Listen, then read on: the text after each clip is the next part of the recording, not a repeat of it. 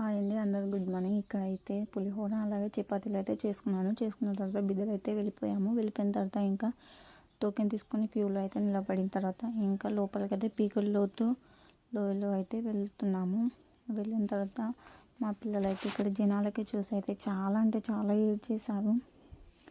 ఇక్కడ చూడండి ఎంత రష్ ఉందో. ఇంకా లోపలికి అయితే వెళ్ళిపోయిన తర్వాత అయితే ఇంకా దర్శనం చేసుకొని అయితే ఇంకా రిటర్న్ అయిన తర్వాత ఇంకా డ్రెస్